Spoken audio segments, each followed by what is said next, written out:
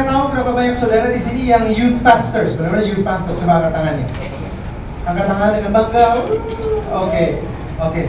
Yang lain mungkin saudara ada dong ketua kelompok sel atau ketua departemen lain, coba angkat tangannya, bisa? Oke, jadi saya tahu. Most of you. Nah, sesi ini judulnya Leading Up. Leading Up. Sebenarnya istilah ini saya pinjam dari seorang pakar. Nah, ini beberapa pakarnya. Pakar kepemimpinan yang namanya John Maxwell. Ya? Bisa? Gak apa-apa, saya bisa, cuma gak fokus aja. Lama banget kalau bukan saya. Seorang pakar kepemimpinan yang namanya John Maxwell, dia menulis sebuah buku yang namanya 360 Leadership gitu ya.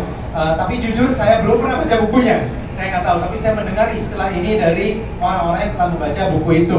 Beberapa saudara sudah mengangguk, luar biasa. Dengan cepat saja, kepemimpinan, begini, nggak apa-apa? Kepemimpinan itu biasa ada 4 arah. Ada yang disebut kalau saudara ada pemimpin, punya jabatan memimpin, dan saudara punya bawahan, saudara mimpin ke bawah, terus namanya leading down, ya, leading down. Kalau saudara punya rekan kerja bersama-sama, levelnya sama, otoritasnya sama, cuma mungkin divisinya beda-beda, itu namanya leading sideways atau leading lateral gitu ya, sesama. Lalu kalau saudara punya atasan tapi saudara ingin mempengaruhi dia, itulah namanya leading up. Jadi kepemimpinan itu gak hanya satu arah ke bawah saja. Saudara bisa memimpin sesama saudara, dan saudara bisa memimpin ke atas juga. Tapi saya temukan bahwa yang paling sulit yang dilakukan, yang saya dengar adalah leading up. Tapi saya mau kasih saudara sedikit perspektif. Sebenarnya ini bukan yang paling sulit sebenarnya, Karena kalau saudara perhatikan di sini, leading down itu cuma perlu kemampuan pemimpin 5% kalau leading down. Kalau leading lateral, saudara cuma perlu kemampuan saudara 10% sebenarnya dari kepemimpinan saudara. Sudah berapa persen tuh? Ya kan? Nah, untuk leading up, 10% gitu ya. Total 20%. Leading up lebih sulit tentunya, tapi sebenarnya 25% juga. Leading down 5%, leading lateral 20%, leading up 25%, totalnya sudah berapa? 50%. Karena sebenarnya yang paling sulit adalah di tengah, yaitu leading self. Memimpin diri saudara sendiri. Itu 50% upaya yang saudara perlukan. Jadi yang paling sulit self. Kedua yang paling sulit adalah up. Ketiga adalah lateral. Yang paling mudah sebenarnya, ya gue bosnya, lu dengerin gue aja, gitu ya, 5% saja. Tapi hari ini yang kita bahas adalah tentang leading up, yang juga sebenarnya ada hubungan dengan leading self. Sudah siap? Nah, leadership, kepemimpinan, itu sebenarnya pengaruh. Leadership is influence. Saudara nggak bisa mimpin kalau saudara nggak punya pengaruh. Pengaruh adalah modal untuk saudara bisa mimpin orang lain. Apalagi kalau saudara mau bahas soal leading sideways, ya. Orang akan ikut saudara bisa berdasarkan posisi saudara atau karena pengaruh saudara. Bisa karena saudara itu bosnya, atau bisa karena dia memang mau ikut saudara. Dan alangkah baiknya kalau mereka memang ikut karena kita punya pengaruh dalam kehidupan mereka. Jadi leadership adalah influence. Mau leading down, mau leading sideways, mau leading up, saudara perlu influence, kemampuan untuk mempengaruhi, ya nggak? Mungkin saudara nggak akan punya posisi atau status atau peran yang dimiliki oleh atasan saudara. Mungkin nggak akan pernah. Tapi saudara tahu saudara bisa mempengaruhi dia juga. Saudara bisa mempengaruhi keputusannya dia. saudara bisa mempengaruhi cara berpikirnya dia. Dan untuk melakukan itu, saudara perlu sesuatu yang saya bagikan hari ini menjadi kunci bagaimana membangun influence saudara terhadap mau ke bawah, ke atas, terutama ke atas. Oke? Nah, kalau leadership adalah influence, kudu tahu nih modalnya influence itu apa? Modalnya influence ada satu kata. Saya tulis bahasa Inggris ya, bukan buat keren-keren, tapi biar lebih singkat aja. Oke? Yaitu trust, kepercayaan. Saudara tidak bisa mempengaruhi orang lain kalau saudara nggak punya kepercayaan, nggak menerima kepercayaan, nggak membangun kepercayaan. Harus ada kepercayaan. Saya selalu tulis ini currency ya tadi ya. The currency of influence is trust. Nah, berarti apa? Seperti kayak saudara ini jual beli, kayak pertukar mata uangnya. Mata uangnya untuk saya mendapat pengaruh orang lain adalah kepercayaan. Saya pikir ini basic banget, tapi ya memang hal yang besar tuh mulai dari yang basic. Trust itu penting sekali. Jadi kalau saudara bayangkan saudara punya saldo di bank, kalau saudara punya saldo ya, saudara harus nanya nih, kudu nanya, saldo gue cukup tinggi nggak untuk gue bisa dapatkan atau bisa saya redeem, tukarkan dengan pengaruh yang saya mau. Jadi saya selalu pikir gitu. Saya sebelum saya mengusulkan sesuatu ke siapapun, saya harus tahu saldo kepercayaan saya terhadap rekeningnya dia itu seberapa tinggi. Dan saldo itu dinaikkan dengan kepercayaan. So kalau saudara mengerti ini, saudara nggak sembarangan ini. Kenapa ini penting banget? Karena saudara pulang dari sini, saudara punya banyak ide kan? Saudara punya banyak pemikiran. Dan yang saya temukan, saya ini paling takut kalau orang datang ke conference kami di Relevant Leadership JPCC ataupun di sini gitu ya. Karena bisa-bisa pulang-pulang bikin kacau. Saya semakin yakin salah satu penyebab perpecahan gereja di zaman modern adalah conference. Kalau sudah pulang punya banyak ide, lalu gembalanya nggak ikut, pemimpinnya nggak ikut, pulang, saudara dapat visi, saudara dapat penglihatan yang luar biasa, tapi gembala saudara selama berapa hari cuma minum teh. Ya saudara di sini, wah, terima kewayuan dari Tuhan. Mereka cuma kayak biasa aja, nonton TV, pulang ke rumah, pulang ke gereja lokal sendiri. Pastor, saya punya ide yang luar biasa. Kita bisa gini. Karena ini lebay banget sih orang ini gitu ya. Kayak everything is fine, kenapa mau diubah? Karena ada yang lebih baik. Tapi kita baik-baik aja di sini.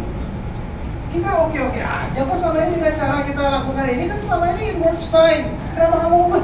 Tapi aduh pastor gak lihat sih apa yang mereka lakukan gitu ya. Dan yang terjadi kadang kalau dia karismanya besar, gerejanya pecah. Saya hate that.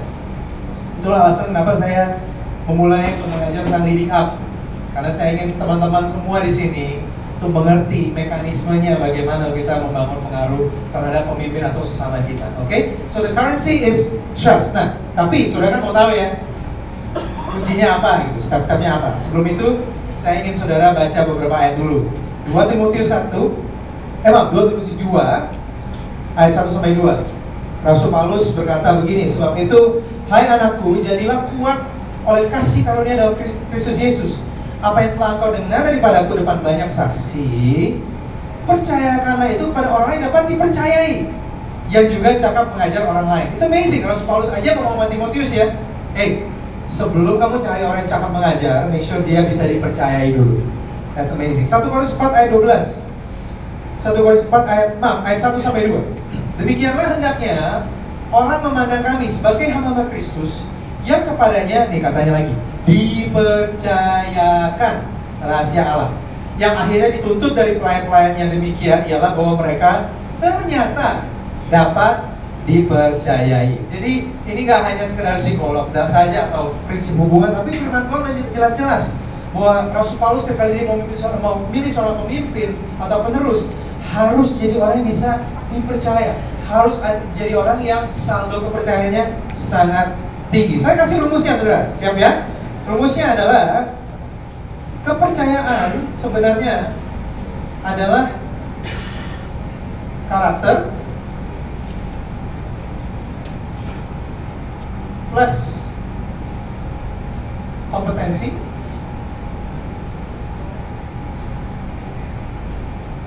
plus waktu.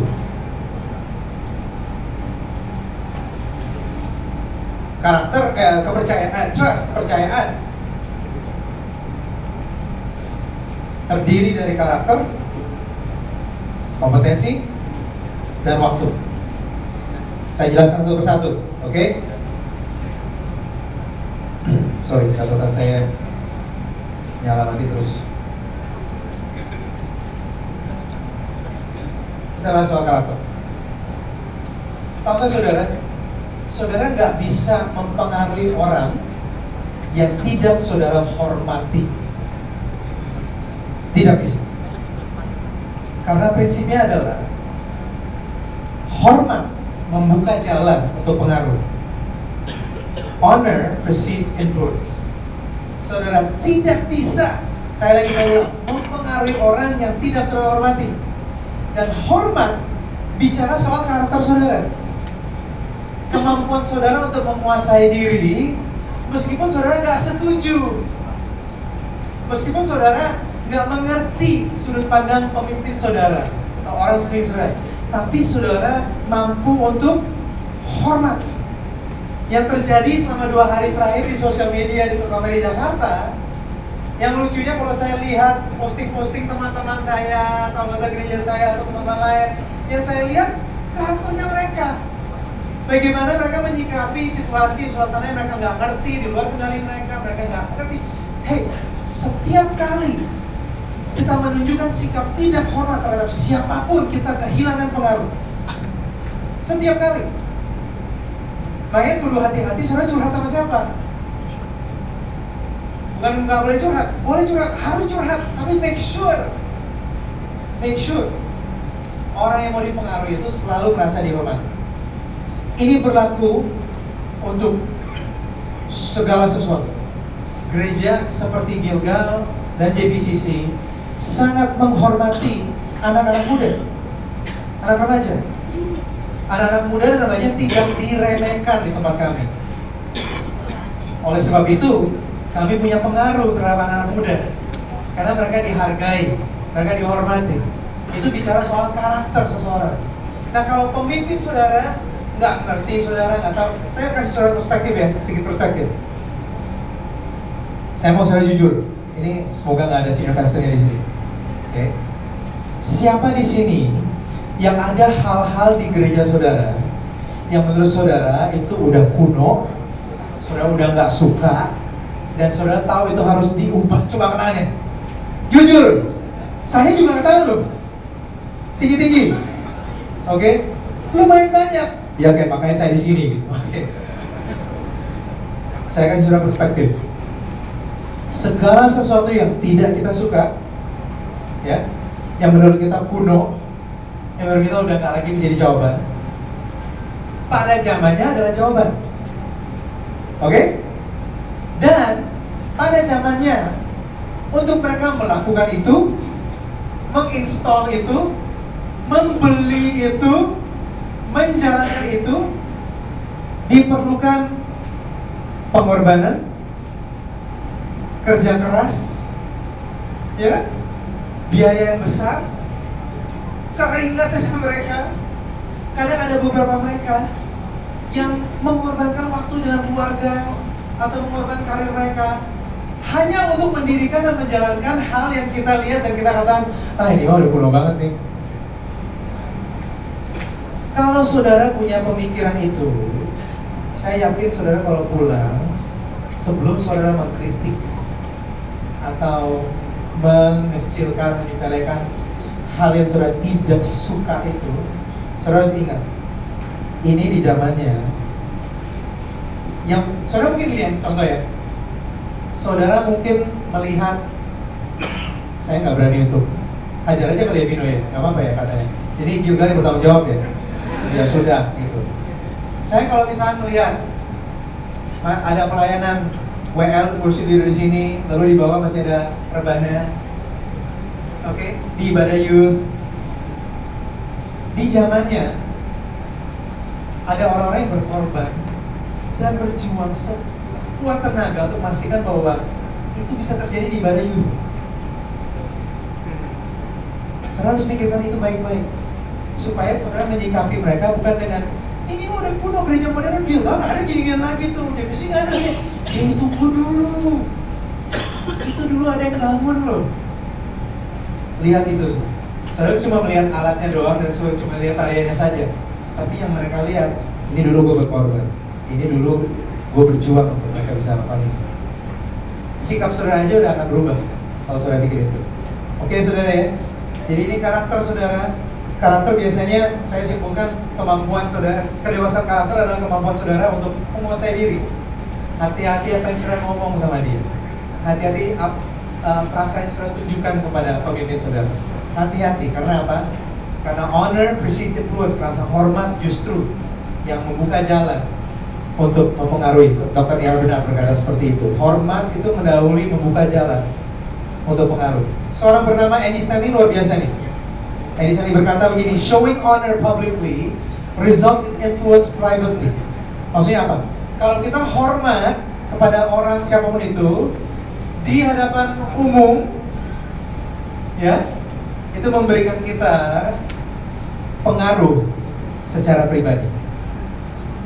Jadi maksudnya saya nggak setuju, tapi depan semua saudara saya katakan kamu luar biasa, saya tulus, saya nggak berbuat. Untuk bisa bangun semua ini, Anda seorang pemimpin yang luar biasa. Gak mudah untuk mulai sebuah pelayanan, saudara. Gak mudah untuk mulai sebuah gereja, gak mudah. Dan kita honor, kita hormati apa yang bisa kita hormati. Dan mengakibatkan kita punya pengaruh secara private. Oke? Nah,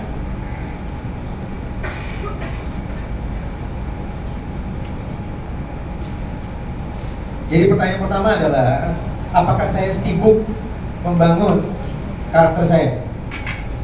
Apakah saya sibuk membangun karakter saya? Saudara harus tanya ini baik-baik. Karena sebelum saudara sibuk mengubah gereja saudara atau pelayanan saudara, kudu sibuk bangun karakter dulu. Yang pertama. Yang kedua. By the way, setelah ini kita ada sesi tanya jawab. Jadi kalau saudara mau bertanya, mungkin saudara bisa tulis dulu dan nanti kita kasih mic ya untuk mereka semua. Oke. Yang kedua, nah ini kompetensi, kemampuan saudara, atau track record saudara, atau cara saudara bekerja. Oke. Matius 5 ayat 16 berkata begini, demikianlah hendaknya terangmu bercahaya di depan orang, supaya mereka melihat hatimu. No. Supaya mereka melihat niat baikmu. No.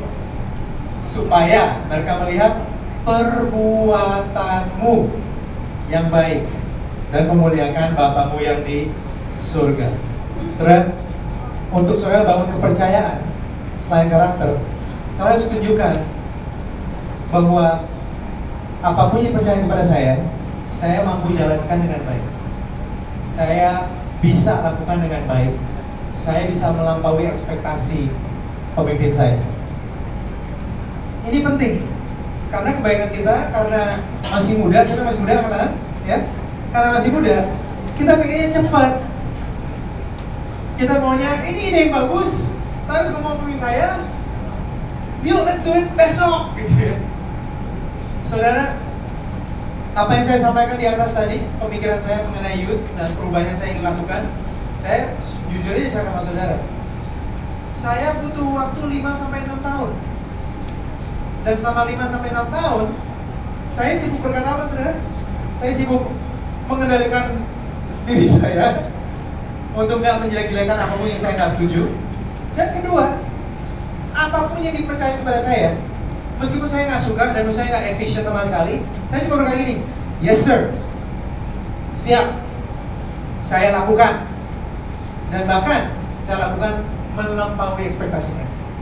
Karena yang perlu dilihat apa? Perbuatan saya. Sebelum saya mendapat kepercayaan, saya harus tunjukin dulu. Dan saya harus lakukan itu hampir 5-6 tahun, saudara.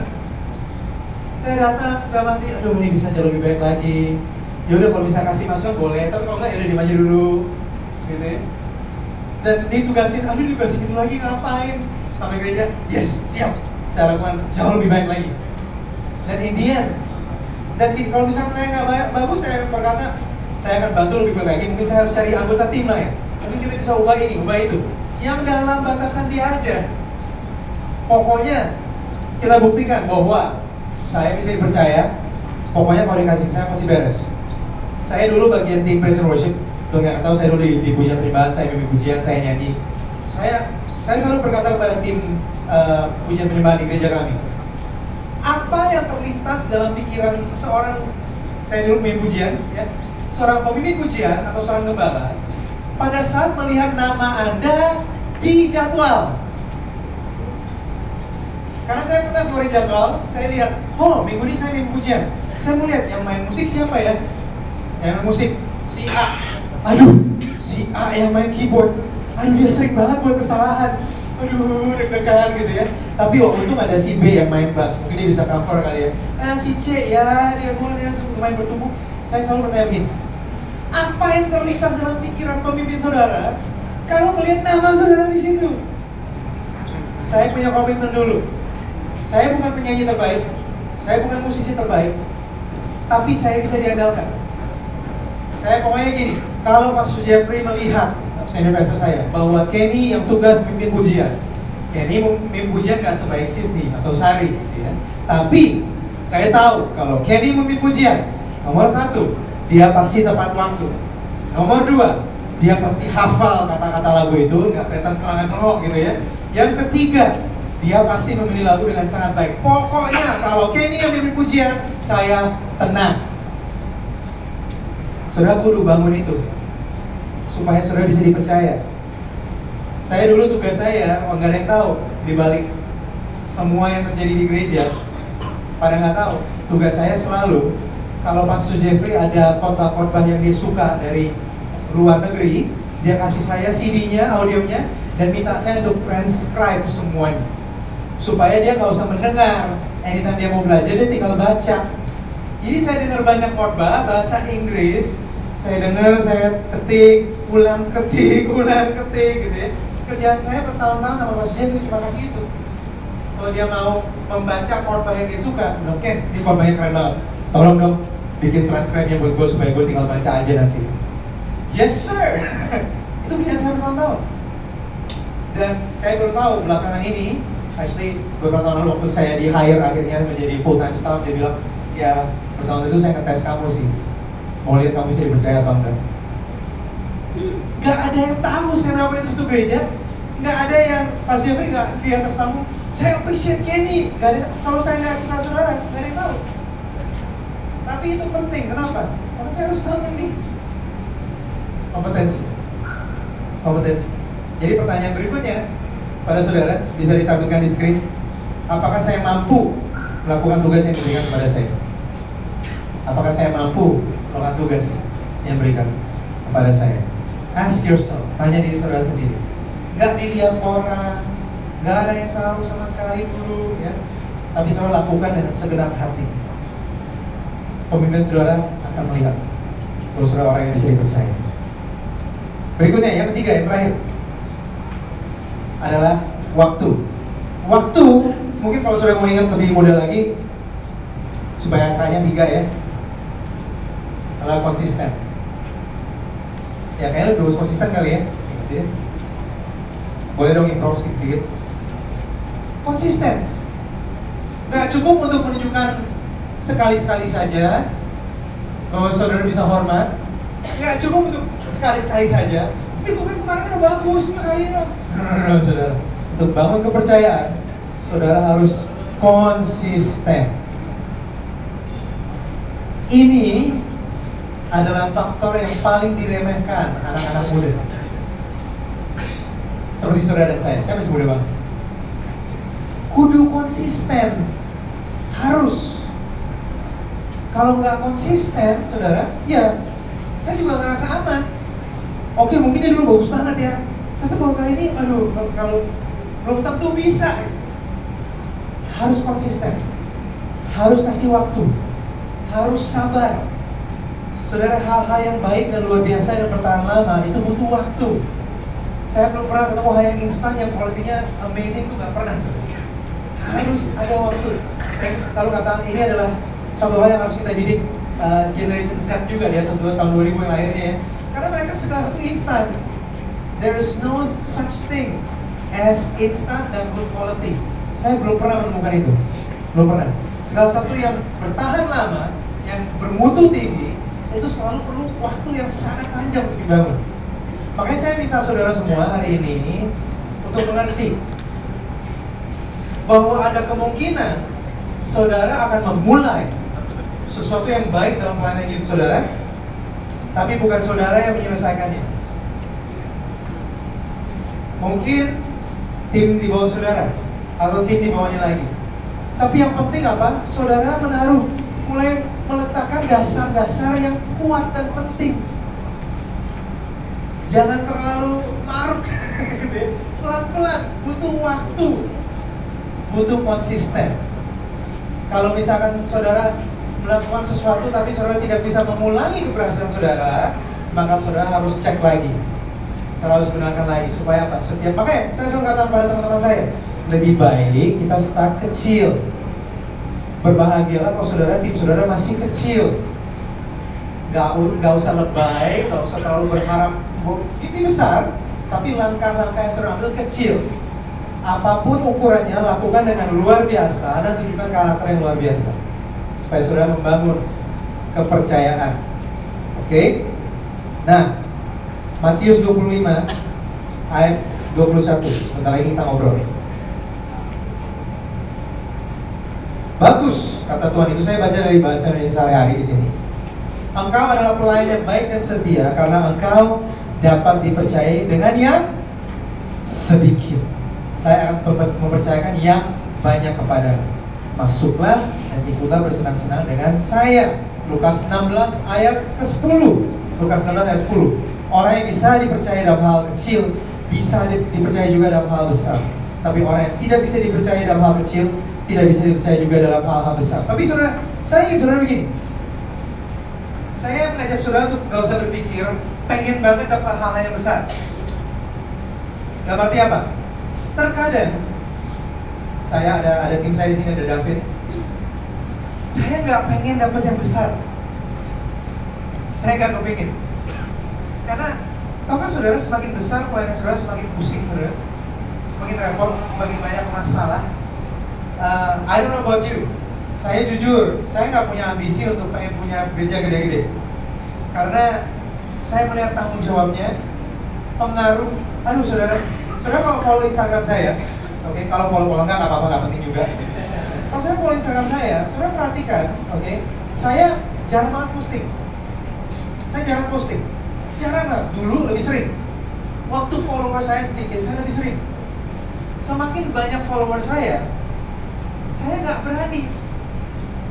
Bukan karena pengecut ya, tapi saya tahu apapun yang saya post, apapun yang saya tulis di caption, dilihat oleh pertama anak-anak remaja yang di gereja saya, kedua orang-orang yang saya pimpin, ketiga rekan-rekan sekerja saya, keempat bos saya, atasan saya, kelima teman-teman di gereja lain, keenam jemaat teman-teman di gereja lain yang juga follow saya, ketujuh orang yang iseng browsing Instagram.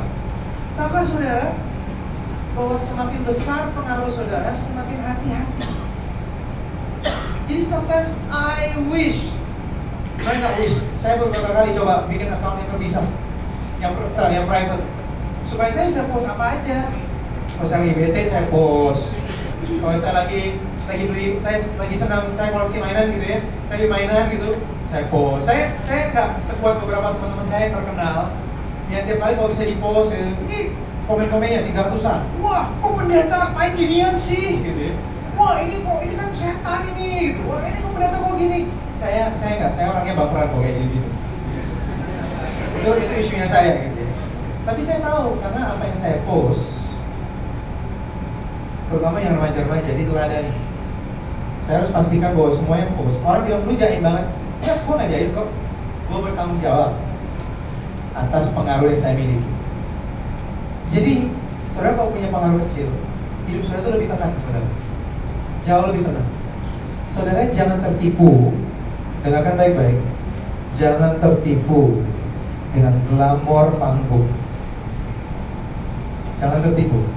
Dan saya mau meminta maaf, oke, atas nama banyak sekali gereja-gereja, pendeta-pendeta, gembala-gembala, hamba Tuhan yang punya production yang keren, yang posting bangun yang keren. Kadang saya lakukan juga, tapi saya lakukan itu untuk menghormati tim saya. Tapi kadang saya males posting, karena saya nggak mau saudara berpikir bahwa gereja itu tuh ini di panggung, bahwa gereja itu cuma sekedar tampil keren. Saudara, gereja itu setiap hari berurusan dengan sakit hati orang, setiap hari berurusan dengan keluarga yang hancur, setiap hari berurusan dengan orang-orang yang miskin, setiap hari berurusan dengan keluarga yang sedang bermasalah, anak-anak yang mengalami narkoba, teman-teman yang memotong dirinya sendiri, berusaha bunuh diri. Itulah gereja, saudara, bukan di panggung. Yang di sini ya keren-keren supaya kita relevan, nyambung, puji Tuhan. Tapi setelah itu hari Senin sampai Sabtu, saya sampai hari ini saya nggak pernah mau berhenti. Telepon, saya nggak terima semuanya, tentu saya nggak bisa. Tapi saya selalu ingat harus ada 1 atau 2 orang yang saya layani secara pribadi, harus ada. Kalau nggak saya lupa. Saya pikir nanti bahwa pelayanan itu cuma nulis lagu dan nyanyi doang, atau cuma nyiapin khotbah keren. Enggak sih. Tapi disitulah karakter, kompetensi yang konsisten. Supaya apa? Saudara dapat kepercayaan. Dan kalau saudara punya saldo kepercayaan yang tinggi dengan pemimpin saudara, guess what? Saya ya, contoh saya panggil Pastor Jeffrey Jeff, saya panggil Jeff, ada waktu ngobrol kan? Oh iya, kenapa? Ini Jeff, kayaknya menurut saya khotbahnya Jeff yang kemarin, poin yang ketiga itu bisa diubah, karena yang Jeff ngomong kemarin itu nggak nyambung sama kalau ini.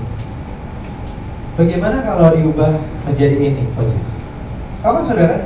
Untuk seorang pemimpin saya, dan saya bersyukur bahwa dia orang yang aman, secure. Tapi kalaupun pemimpin saudara gak aman, tapi saudara sudah buktikan saudara di pihak dia, dan saudara melakukan ini untuk kebaikan dia dan gereja, saudara dapatkan ini. Belum tentu diturutin, belum tentu. Tapi tahukah saudara the fact bahwa dia mau mendengar, saudara tahu. Tapi saudara nggak bisa pede kalau ininya saudara nggak beres. Saudara cek, mungkin saudara selama ini membuktikan kompetensi. Saya tahu banyak anak muda frustrasi karena kompetensinya sangat tinggi, kemampuannya sangat tinggi, sangat berbakat, sangat bertalenta, sangat mampu, punya ide yang luar biasa banget, punya jawaban yang justru tepat buat gereja. Tapi dikit-dikit cerita sama orang lain, gosipnya sama orang lain, kasih tahu orang lain, bikin kubu sendiri. Saudara bikin kubu, itu udah membuktikan bahwa saudara nggak punya karakter. Tapi beberapa saudara, saudara penuh penguasaan diri. Saudara tahu bahwa saya orangnya setia, saya bisa mendengar. Tapi saudara nggak belajar untuk melakukan tugas saudara yang lebih baik lagi. Ya sama juga bohong saudara. Atau ini nggak konsisten. Harus ada tiga-tiganya. Harus ada tiga-tiganya. Dan menurut saya, saudara harus kasih waktu bangun ini dulu. Jadi saudara pulang dari sini, gak usah terlalu gembar-gembor. Saya selalu ada usul. Setiap kali saya pulang dari conference, saya tanya, Ken gimana conference-nya? Oh, bagus banget. Kamu belajar apa? Banyak sekali yang saya pelajari. Oh gitu? Iya. Terus? Iya bagus. Kira-kira apa yang bisa kita ubah? Nah, nanti aja. Belakangan. Nanti aja. Gitu ya. Tapi saya mau kasih tahu, yang kita udah bagus apa ternyata?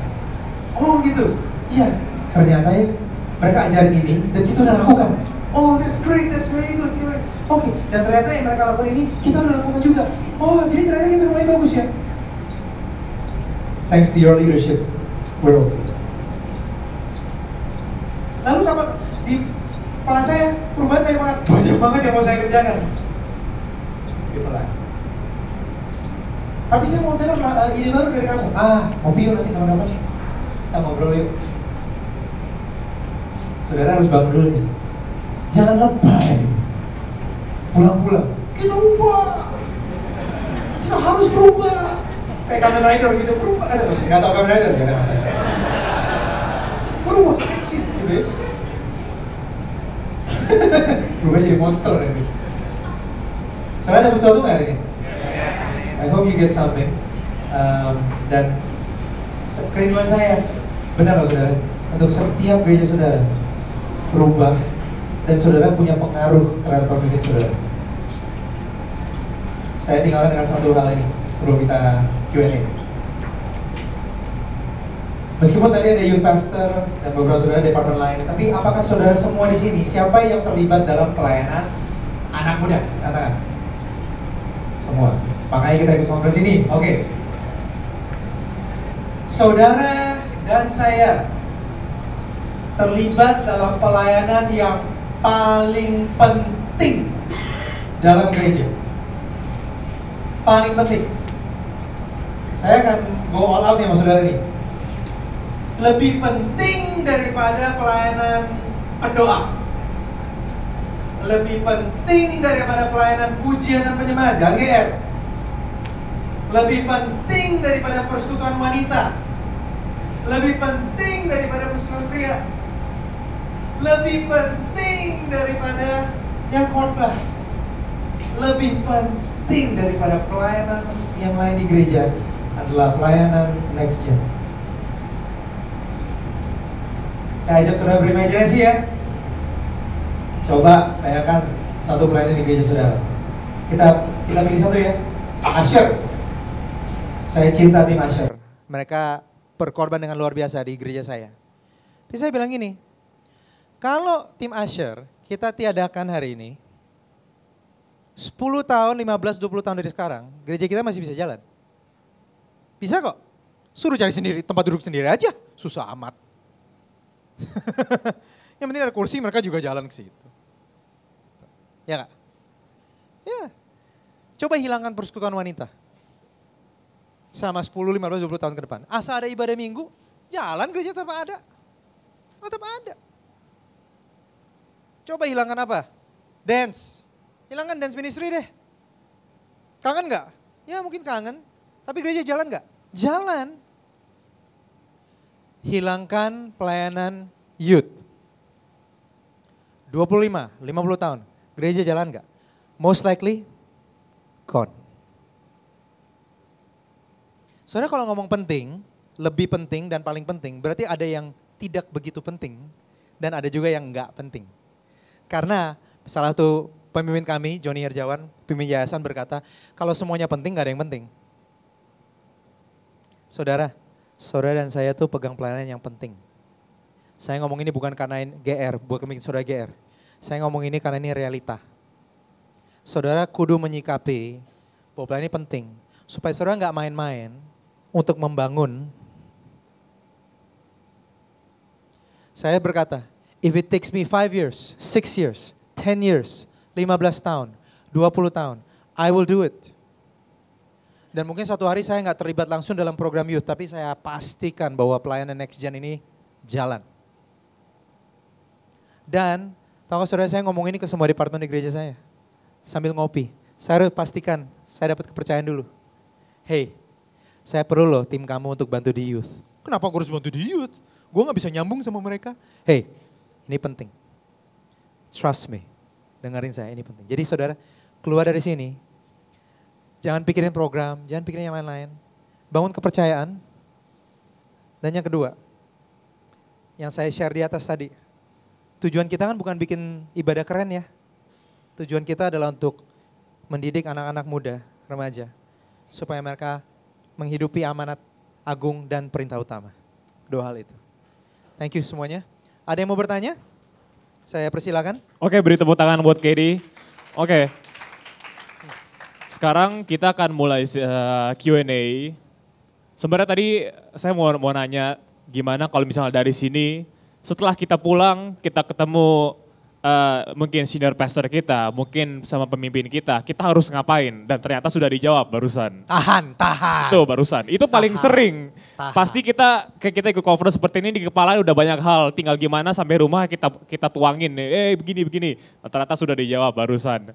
Nah kalau misalnya ada Bapak Ibu, teman saudara-saudara yang mau bertanya, boleh angkat tangan, nanti akan ada mic, oke boleh dibantu, ada dari sebelah sana. Ya. Sebelum itu, saya penggemar video game, sama seperti Vino. Yuk. Okay, this is one of my best friends. Saya penggemar video game.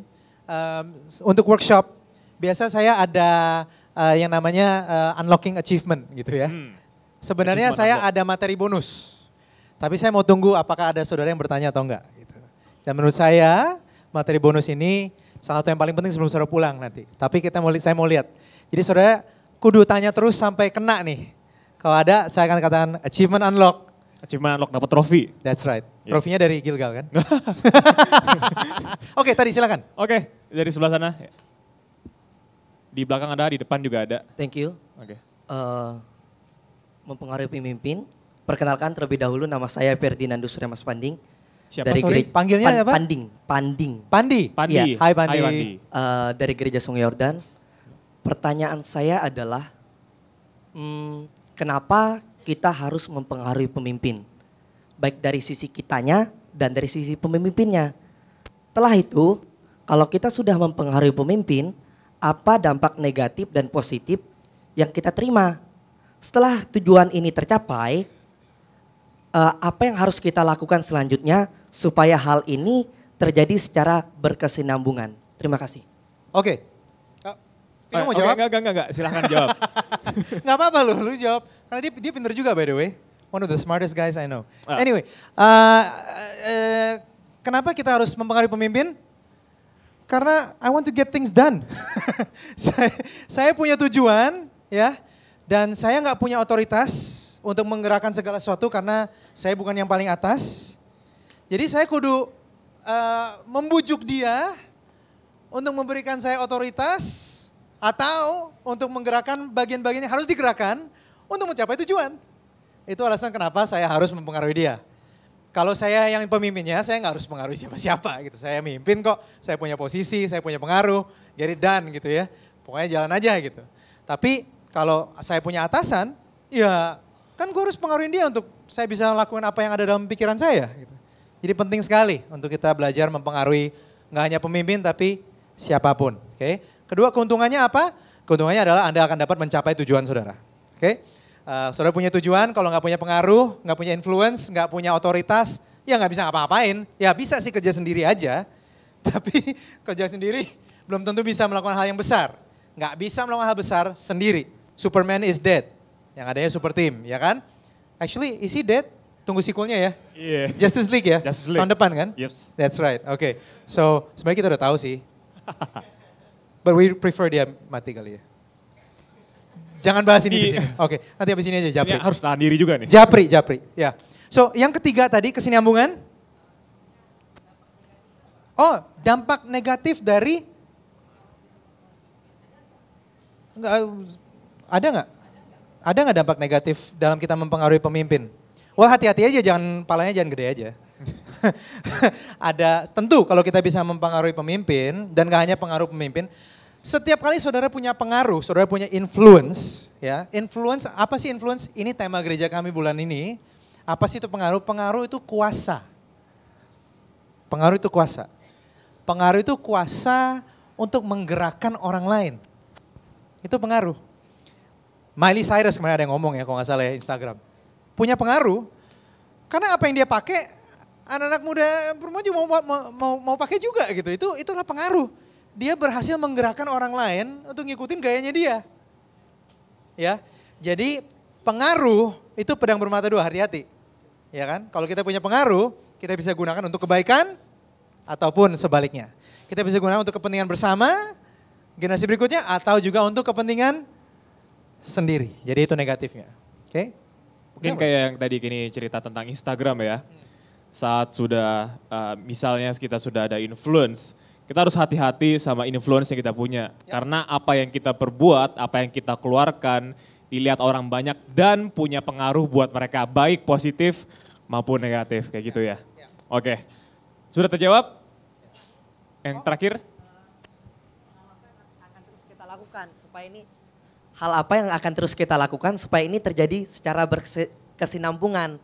Baik itu mungkin ini udah nih, berarti ini lagi, ini udah nih, oh ini belum nih, ini lagi. Supaya ini secara terus menerus kita lakukan untuk kepemimpin kita. Gimana leading up ini jalan terus gitu? Boleh kasih contoh nggak? Saya belum nangkep. Contoh.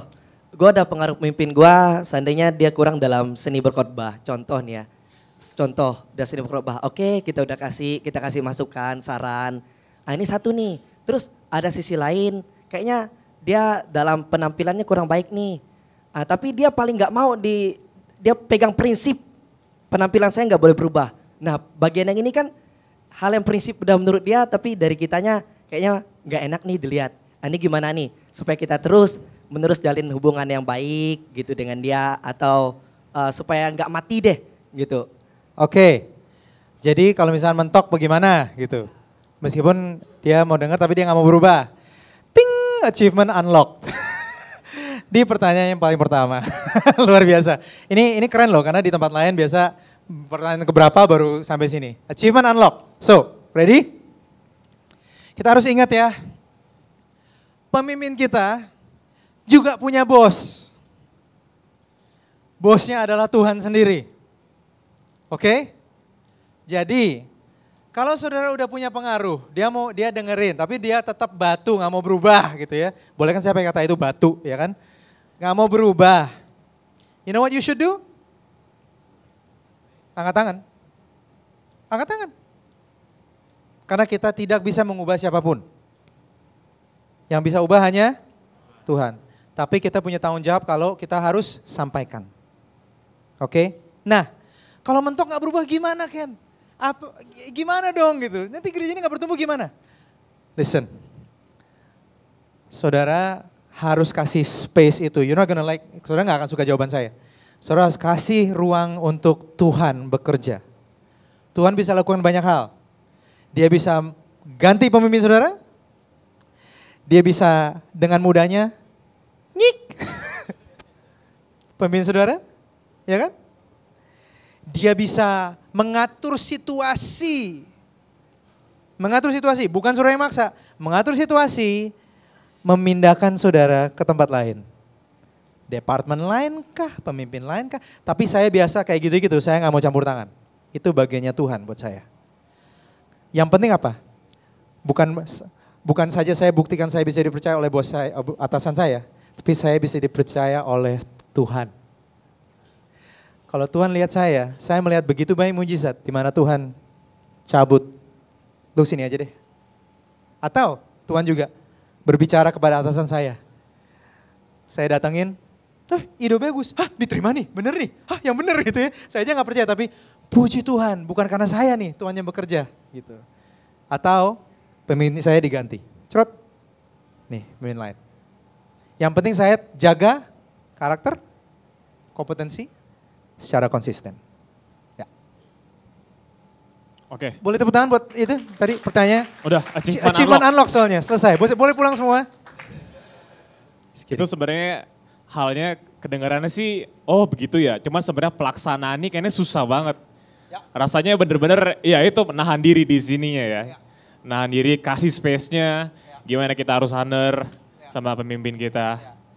Oke, mungkin ntar baru pas pengalaman, wah baru berasa, oh gini nih leading up. Seperti itu. Oke, ada pertanyaan berikutnya? Ya, silakan. Ini yang di depan dulu tadi.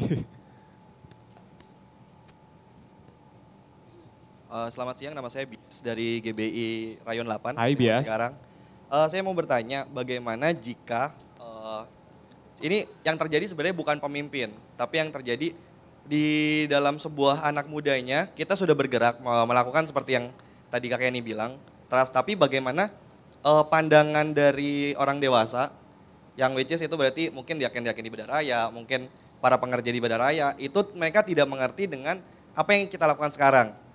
Berulang kali kami sudah mencoba untuk membuat pengertian terhadap senior-senior kita, dan berulang kali kita sudah mencoba memberi space kepada mereka untuk ikut kerjasama dengan kita, karena kita harus libatkan mereka. Tapi selalu terjadi gap antara mereka dengan kita. Nah, apa yang harus kita lakukan untuk membuat mereka mengerti dengan apa yang kita lakukan sehingga kita mendapatkan dukungan dari mereka. Sehingga kita bisa bekerja sama secara satu kerjasama gitu. Terima kasih. I feel you. Gua ngalamin banget, bertahun-tahun mengalami banget. Tadi di sesi saya bahas soal oksigen. Sepanjang hidup oksigen itu kami alami. Waktu saya ambil alih, saya mau pastikan itu tidak terjadi. Saya pastikan. Jadi apa yang saya lakukan? Menurut saya selalu harus ingat ini ya. Umum dan youth ya, atau siapapun dalam tim saya yakin mereka nggak bangun setiap hari dengan pemikiran gue akan menghancurkan pelayanan itu. Dan arti apa? Saya selalu bersikap bahwa kita ini satu tim kok, ya kan? Sama seperti kamu tadi, kita ini satu tim. Jadi sebenarnya yang dibutuhkan adalah komunikasi. Buat saya begini, yang terjadi di kami di JPCC, jemaat umum atau tim umum belum melihat pentingnya pelayanan youth-nya. Mereka belum lihat. Mereka belum mengerti nilainya atau nilai tambahannya. Jadi tugas saya apa? Rajin-rajin, sering-sering menunjukkan nilai itu. Saya kasih contoh praktis. Video yang diputar di atas, itu tidak diputar di youth. Itu diputar di ibadah umum. Butuh sebulan sekali, kami dikasih kesempatan untuk mutar video kesaksian dari youth. Sebulan sekali, gereja ini karena datang dari gembala senior juga sih ya, jadi sedikit lebih mudah. Tapi hanya karena gembala senior mendukung, belum berarti semua jemaat mendukung. Dan saya kerja setiap hari nggak sama gembala senior, tapi sama jemaat yang lain gitu ya. Jadi saya harus menangkan mereka juga gitu, kepercayaan mereka. Jadi saya tahu bahwa, dan dia bilang, Ken kayaknya perlu nih sebulan sekali, tampilin deh anak-anak youth deh di umum gitu. Tunjukkan kepada yang dewasa bahwa masih muda-muda tapi jago juga mimpin pujian. Masih muda-muda tapi jago juga khotbah. Masih muda tapi jago juga bikin video. Masih muda tapi ternyata ada video yang kreatif juga gitu. Dan ada perubahan hidup yang terjadi saat mereka ikut youth ministry. Supaya satu gereja mengerti bahwa ini nih penting. Makanya cerita gue yang saya sebut video cerita gue, kami ada 2 tipe. Satu, perubahan anak. Kedua, perubahan anak dari perspektif orang tuanya. Satu gereja yang lihat gitu. Sekarang, saya dengar cerita-cerita gitu. Anak lu trouble di rumah ya? Kirim ke youth. Anak lu masalah ya? Bawa ke JPCC Youth deh. Ada orang tua datang, anak gue gak mau ke ibadah remaja di gereja gue. Which saya sedih banget gitu ya. Tapi dia kata, ya udah untuk sementara ini daripada nunggu lama-lama, ajak aja ke JPCC Youth.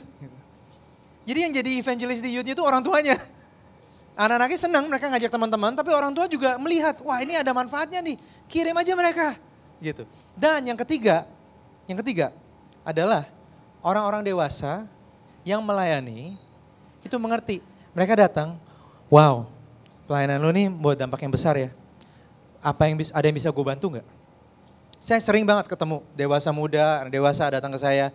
Is there anything I can do in youth? Saya mau bantu gitu di youth. Karena apa? Mereka melihat nilainya. Saya rekor ada opa-opa umur 62 datang ke saya. Opa ini pakai skinny jeans warna pink. Gitu. Saya kenal cucunya juga di youth gitu ya. Pakai baju amazing banget. Kenny, ada yang bisa Om bantu di youth gak? Bagaimana kalau Om jadi youth mentor boleh gak? Saya bilang, Om luar biasa banget ya. I wish satu hari kita ada program mungkin buat Om, tapi sebenarnya belum ada. Gitu. Tapi keinginan dia, antusiasme dia untuk membantu di youth, membuktikan bahwa kami sudah memenangkan kepercayaan jemaat kami yang umum. Dan ini tidak pernah terjadi dulu. Solusinya ada apa? Komunikasikan, tunjukkan nilainya. Dan perlu kerjasama dengan tim umum untuk kita bisa melakukan itu. So, itu sih yang praktis dari saya sih. So far itu yang saya lakukan. So, ya. Oke, beri tepuk tangan pertanyaannya. Wow. Ada lagi yang mau bertanya? Oh, dari depan ada. Depan, belakang juga ada.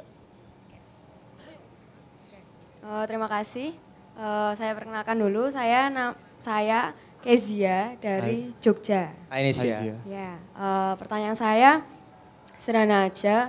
Jadi saya cerita sedikit mengenai saya ini kan melayani di remaja. Nah, tapi juga ya remaja, youth juga, ya pokoknya kami ini sebentar. Memang masalahnya dari atasan, dari pihak atas itu selalu kebalikan gitu loh. Kalau kita seringnya melihat kasusnya atas yang memegang cara-cara yang kita sulit ubah gitu loh. Kita pengen ada perubahan. Tapi mereka yang sulit diubah. Sedangkan ini kebalik. Atas tuh ekspektasinya ayo berubah. Sedangkan saya pengen berubah. Tapi saya setuju dengan kita ini nggak bisa langsung berubah gitu enggak. Tapi memang ada waktu, harus membentuk karakter, kompetensi, dan konsisten itu tadi. Gimana cara saya meyakinkan atas bahwa kami memang mengerjakan perubahan, tapi ini butuh waktu gitu loh. Nggak bisa yang tahu-tahu langsung tadi gitu. Ya, terima kasih itu aja. Terima kasih pertanyaannya. Menarik ya, ini semua pertanyaan saya juga ngalamin yang sama. Jadi waktu saya mengambil alih youth 3 tahun yang lalu, mereka expect-nya berubah. Sama gitu ya. Bisa gak kamu jengin aja Ken gitu ya. Saya bilang saya gak bisa ngejeng-jeng apa-apa gitu. Saya gak bisa, saya butuh waktu gitu. Nah, saya gak tahu konteksnya, pasti ada banyak variabel yang saya gak tahu dan saya gak ngerti. Tapi yang saya perhatikan ini isunya bukan kepercayaan tapi isunya cuma komunikasi. Karena mereka belum bisa melihat, belum bisa mengerti kenapa. Mereka belum bisa mengerti kenapa butuh waktu yang lama. Kenapa belum siap gitu. Perlu komunikasi. Dan itu salah satu tantangan setiap pemimpin ya. Untuk memperbaiki cara kita berkomunikasi terhadap. Jadi gini, komunikasi gak hanya soal bicara khotbah lebih baik. Tapi bagaimana caranya kita memenangkan sebuah argumen dengan baik. Ada satu ayat dalam firman Tuhan di Amsal, aku jadi lupa. Bahasa Inggrisnya tuh, he who wins souls is wise. Itu bahasa Inggrisnya di Amsal. Maaf saya nggak hafal ayat, parah ya. Tapi dia yang bisa memenangkan jiwa. Jiwa tuh sebenarnya bukan jiwa-jiwa. Karena perjanjian lama belum ada istilah menangkan jiwa untuk Tuhan Yesus, nggak ada gitu. Memenangkan jiwa di perjanjian lama berbicara tentang memenangkan cara berpikir seseorang. Ini jiwa kita. Dia yang bisa memenangkan cara berpikir orang lain, itu bijaksana. So, di luar semua ini, kita perlu wisdom, hikmat untuk berkomunikasi.